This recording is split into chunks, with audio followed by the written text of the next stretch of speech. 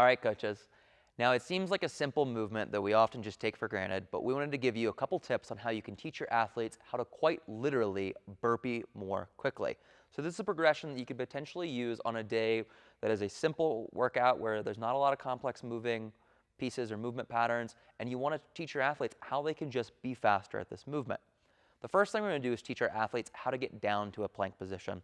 So I'm going to ask James to very slowly reach his hands to the point where the heel of his palm is just in front of his toe, and at the very last second, he's going to kick his feet back into a plank position.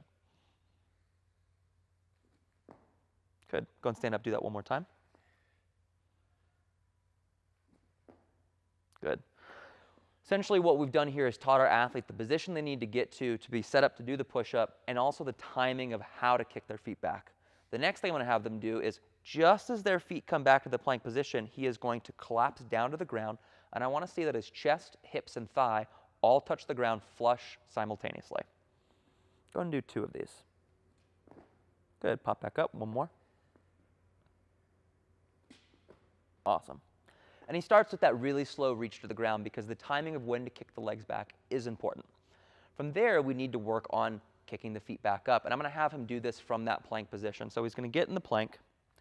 And when I tell him to, what you're going to see is that his feet kick up to the point where his toes almost try and hit his wrist. Go and just do that twice. Awesome. And stand. What we're looking for here is that your athletes can keep the palms on the ground and they can kick their foot up to a flat foot position. From there, the feet might be a little bit wider if the athlete lacks flexibility, or it might be a little bit closer. The next step is then teaching them to jump up to that flat-footed position and then finish the jump of the burpee. So James is going to do this twice. He's going to kick his foot up to his toe, almost hits the heel of his wrist, and he's going to jump, clap overhead. Good. Takes a second, and then does another one. So we've taught speed to get down, and then we've taught speed to get up. And the last thing to do is to combine the 2. From there, he's going to slowly reach down to the ground, kick his feet back, plop to the ground, and immediately pop back up into the burpee. One more. That's how you teach your athletes to do a burpee more quickly. Very rarely in your workout are you going to see just one, so we need to teach them how to connect the reps. From here, all I'm going to ask James to do is once he jumps, he is then going to land with a bent knee, so he just crumbles like tinfoil back down to the ground and cycles the rep quickly. He's going to do 3. Look to see that he lands with a bent knee, and the momentum that he gets from falling down after the jump carries straight to the floor.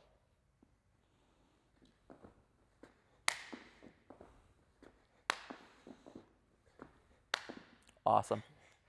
Take your athletes through this progression. Have them do anywhere between 2 to 3 reps of each step. Let them know that it will feel like a mini workout to warm up, but I guarantee you your athletes are going to move a little bit more quickly after you have them practice this.